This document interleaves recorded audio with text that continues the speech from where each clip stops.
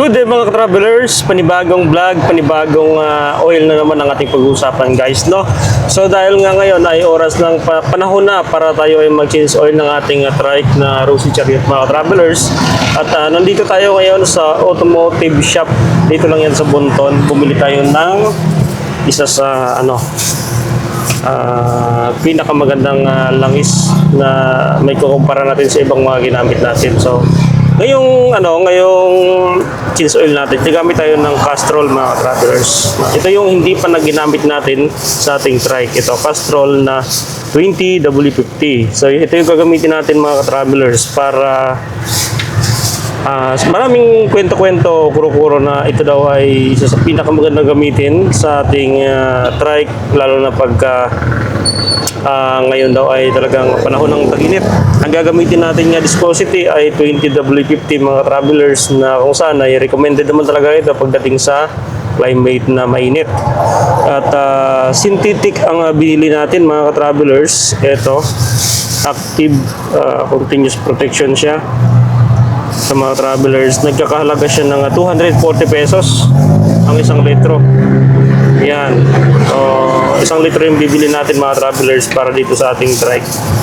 At titisting nga natin, try lang natin kung maganda rin ba yung performance ng ganitong oil. So, iba't ibang oil, iba-ibang performance rin mga travelers. Merong oil na mabilis uminit yung makina mo pagka mababa yung viscosity. Okay.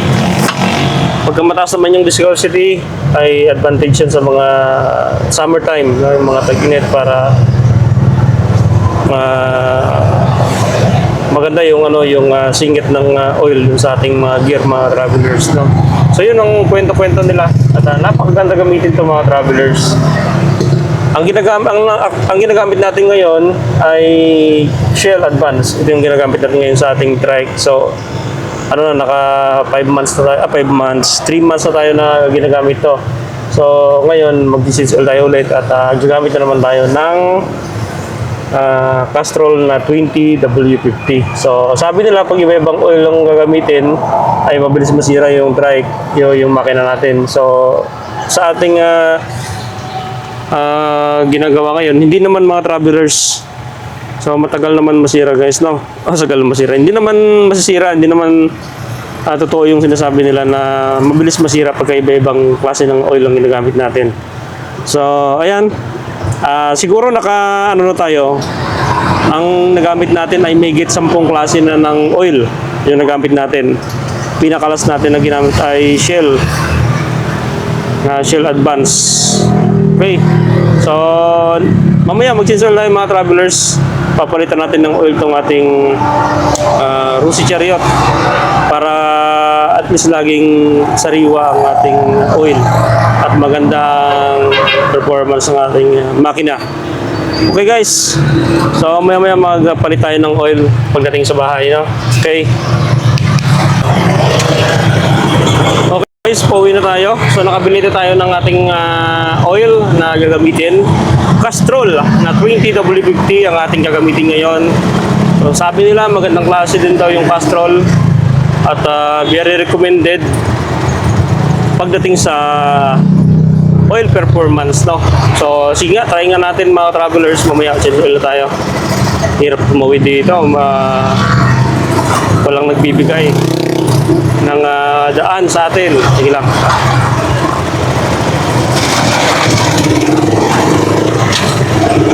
So mas maganda kasi talaga pagka yung oil natin ay laging bago. Hindi naman sa sinasabi natin na weekly tayo mag-change oil. Kundi pagka alam na natin na medyo luma na yung ating oil, matik na yun mga travelers.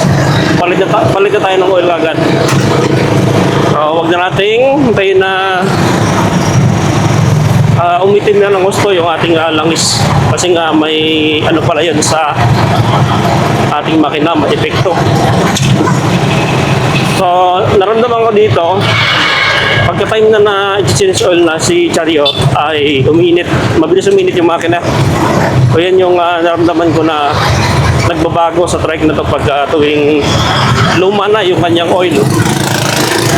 So ngayon din ako gumagamit ng Sa ngayon din ako gumagamit ng oil na 10W40. Sa 20W50 na yung ginagamit ko lagi. Ito talaga yung recommended sa trike na to.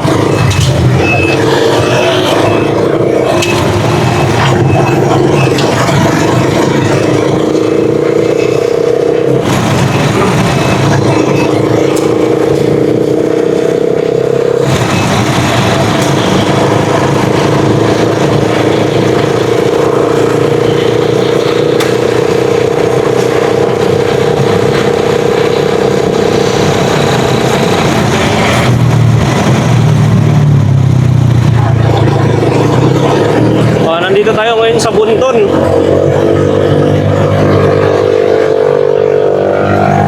Dito tayo dumaan sa diversion road, mga travelers.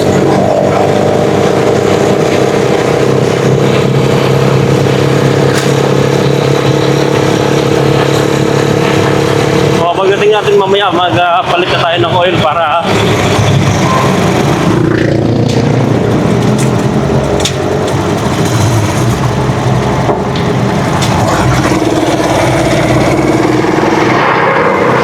oil ko na ginagamit ngayon ay nasa 3 months na rin. So, medyo matagal-tagal na rin mga ka-travelers.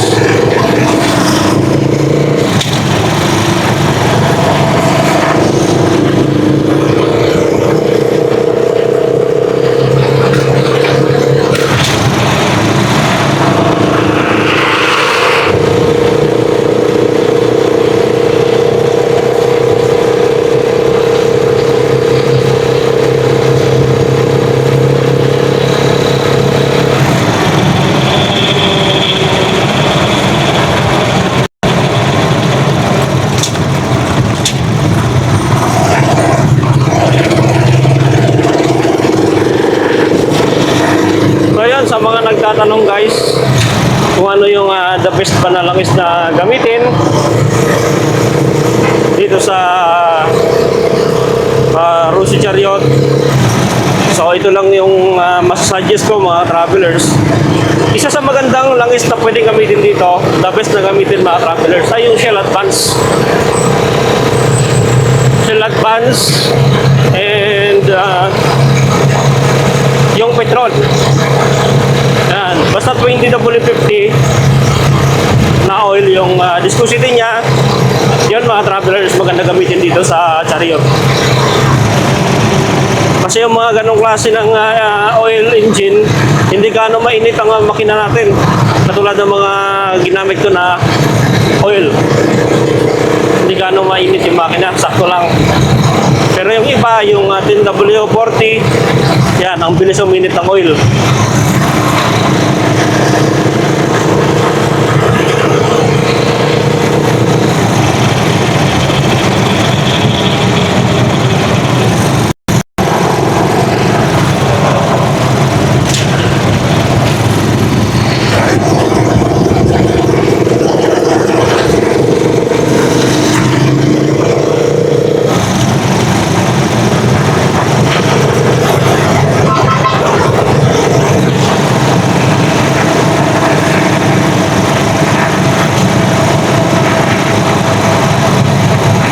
Nandito na tayo sa diversion road, Tuguegarao. Yan, dito sa Tuguegarao kasi marami tayong mapagbilhan ng mga langis na quality talaga. Unang-una sa Shell at sa Shell na branch, pwede kayo bumili ng oil doon.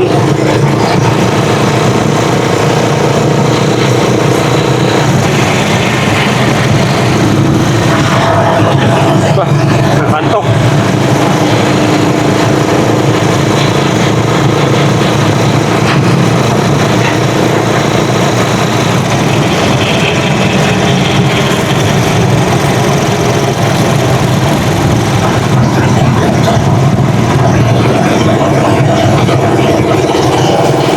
Medyo magastos yung travel natin ngayon papunta ng Piña Blanca guys, kasi yung 250 natin na gas dito sa Chariot ay saktong-sakto lang balikan, kaya grabe ang layo kasi ng Piña Blanca mga travelers.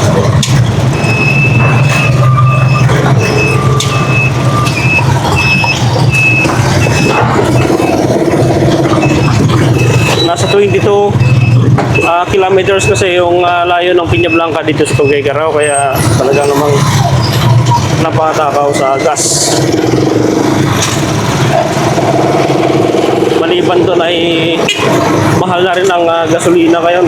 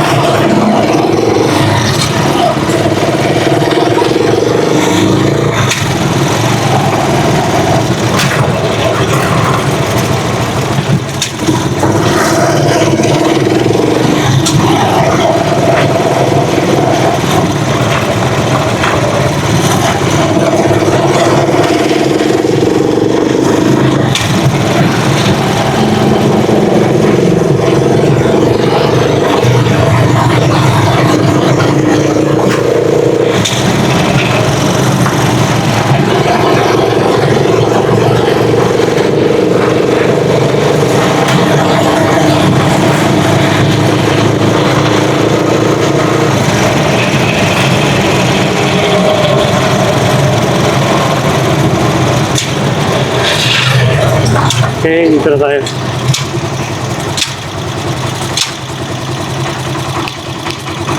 Ito na mga travelers, so magpapalit na tayo ng oil ng trike natin.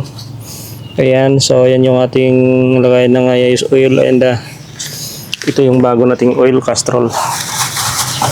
Ito mga travelers yung binili natin na 250 pesos. Try natin si Castrol kung good ba siya dito sa chariot natin. So 20W50 yung binili natin doon. Ayan, so ayan o, 20W50 for motorcycle use, 3 times protection. So ayan, susubukan natin si Castrol, and tatanggalin natin yung drain plug natin sa baba para syempre matanggal rin yung lumang langis natin. So nandito yung ano niya, sa baba yung kanyang, so dudukutin pa dito mga travelers. Ito yung kanyang drain plug. Wala kasi tayong close, ang gagamitin natin ay open. Sana okay naman siya guys, no? Yan. Okay, pukpukin natin konti.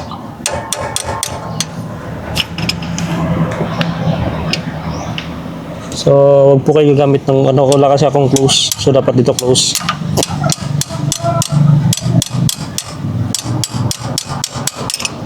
Yan.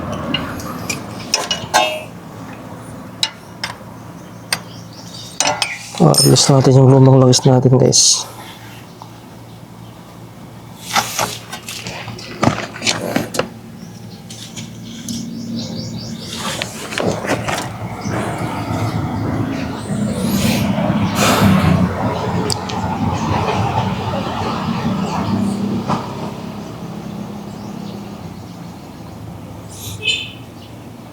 Good quality naman daw si Castrol. Medyo mahal nga lang siya mga travelers. Uy, naulog yung ating. So ayan na, medyo maitim na talaga yung oil natin na luma. Okay, open natin yung plug. Uy.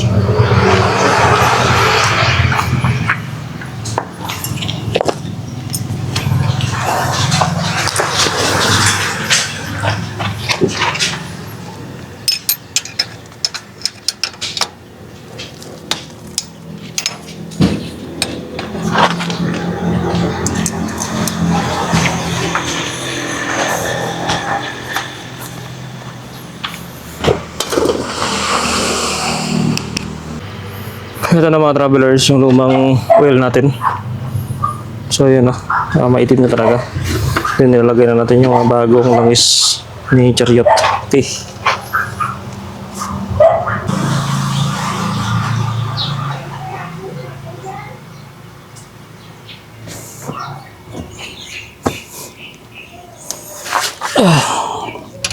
Okay mga ka-travelers. So, balik na natin yung kanyang drain plug, drain bolt niya. Uy! Oh!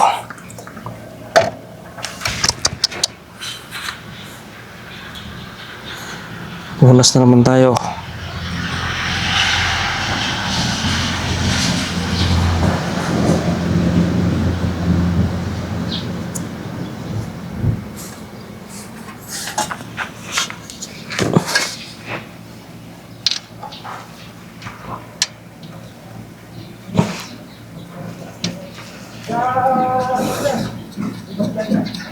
Ayan, Oh!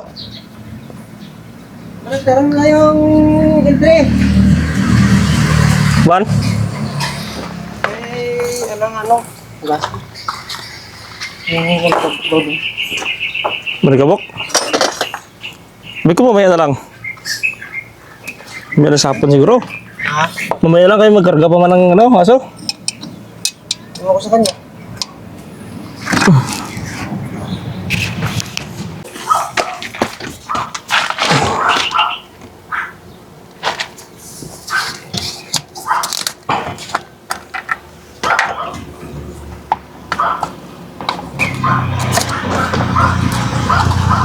Yun. Ganda ng langis ni Castrol. Oh.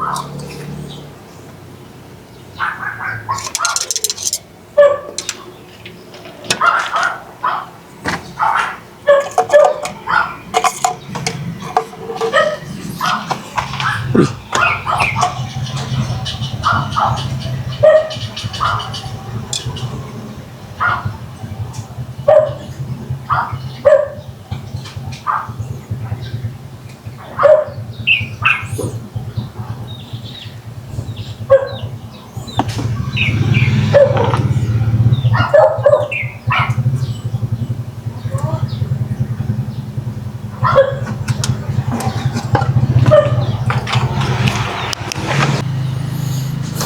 Okay mga travelers, so malapit na maubos ang oil ni Castrol. Yan, bago na rin ang langis. Okay. So kasalin ko lang to dito sa kay Castrol nga yan.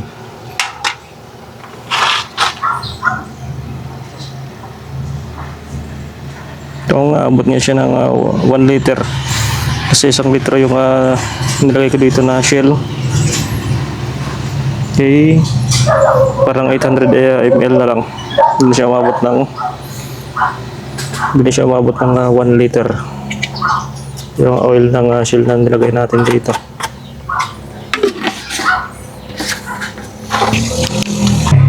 So yun guys, start natin si Chariot.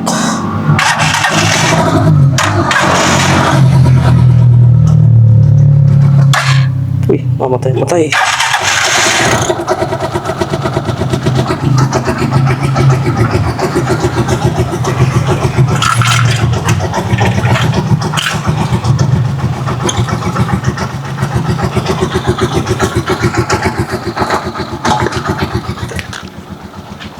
Okay, napakatinig ng makina. Yun o, ganda ng tunog.